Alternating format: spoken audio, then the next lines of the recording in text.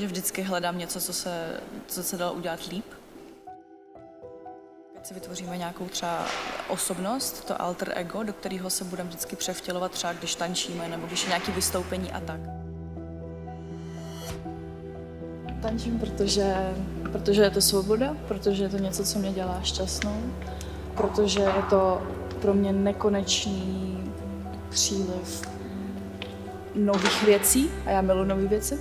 Je to nekonečný výzkum. Je to pro mě nekonečný výzkum, který v tanci taky ráda provádím. Prostě mě to dělá šťastnou, hrozně mě to baví a je to něco, v čem jsem se prostě 100% našla a cítím to tak. Je to věc, která je 100% moje. Takže tak.